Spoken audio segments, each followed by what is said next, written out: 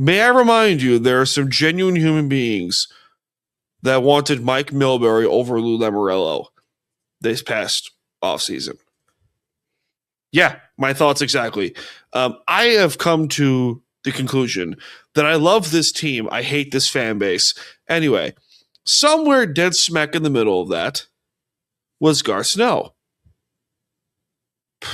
I have grown over the years to have not a strong distaste of Snow anymore.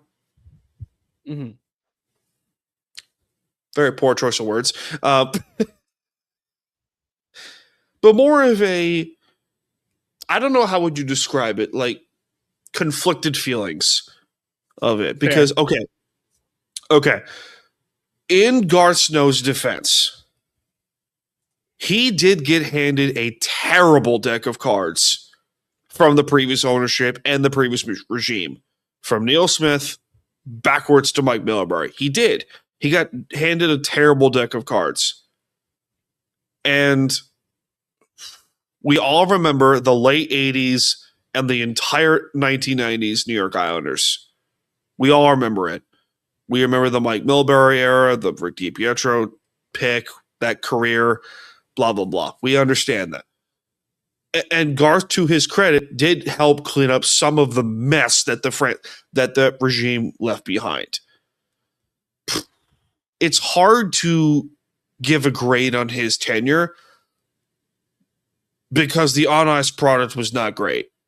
Mm-hmm. It wasn't. Now, do you know of the billboards that some Islander fans left over on South Brooklyn? Oh, good God. So there was some genius Islander. There are some genius Islander fans that I swear to God created billboards. Quote, "Snow must go.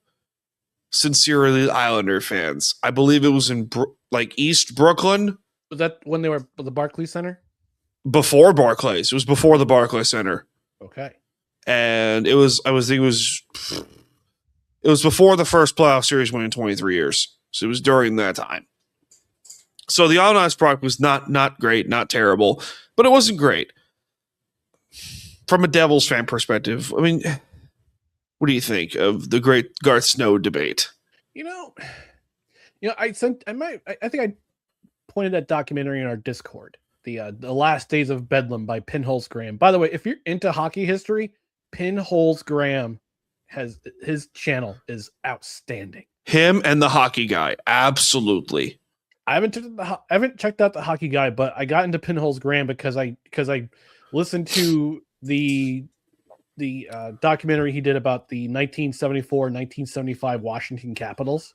Oof. Which was one of the worst teams ever on ice, but he goes through all the positive stories that happened. You know how many road games they won that season?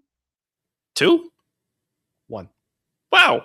Really? They didn't do it until the season was almost done. Wow. Impressive. Yeah. I didn't know that. Yeah. Well, now I do.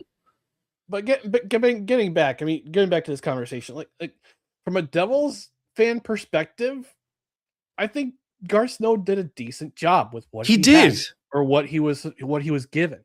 Because you talk about the Neil Smith 40 days of Neil Smith that 40 days he had to do his job and made one wrong signing because the owner didn't have any input on the signing and he got canned. Yeah. So for what he did, for as much of the bad decisions he made some good decisions. The bad decisions outweigh, the on-ice product, I think, outweighs the good decisions he made. Because you look at the trades that he made. Johnny Boychuk. Thanks, Chiarelli. Jordan Eberle. Thank you, Peter Chiarelli. Do you remember the Matt Barzal trade? Vaguely. Okay, so Peter Chiarelli, who was the general manager of the Edmonton Oilers back in the day, got a call from Garth Snow, and Garth offered, I believe, Griffin Reinhart for a third and a first round pick, and Peter Chiarelli accepted the deal. That deal turned into Matt Barzell, and then he used the picks from said Reinhardt trade to package them to move up to the first round again to select Anthony Beauvillier. Wow. Okay. Yeah. It's a good move. Yeah. And then he also traded for Nick Leddy. He got Yaroslav Halak. Mm-hmm. Andrew Ladd. Ryan Smith for a cup of coffee. Andrew Ladd, bad example, but like bad example. You mean Andrew Ladd's contract? Yeah. For the most part. But he did pretty decently for the Islanders. He did. He didn't do that bad for the Islanders for the most part until he just couldn't do it anymore. Thomas Greiss, who won them the first playoff series in 23 years. But yeah, it's hard to tell. Like, it's hard to grade Garth Snow's tenure because the moves he made were good, and then flip it backwards, the on-ice product was not great. Right. So yeah, but a lot of that's on the players, not so much on Garth Snow. It's also on the coaching too. Yeah, coaches gotta help players excel, and if they can't do the job, sorry, you're Jack Capuano. Good God. I wasn't a huge Cappy guy, but I was annoyed that it took him that long to get fired. Yeah. We've had Devils coaches like that too. Who's the most noticeable one you remember? Good God, there's a lot of them.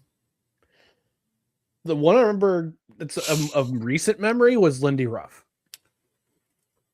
Because I will say this, with Lindy Ruff, he did a great job unlocking Jack Hughes. Yes, credit. Unlocking his potential. It's just too bad that at times he would overplay him. And also the Devils and Ray Shero and later Tom Fitzgerald did not do a great job surrounding the Devils with a little bit of sandpaper. Yeah. Putting it kindly.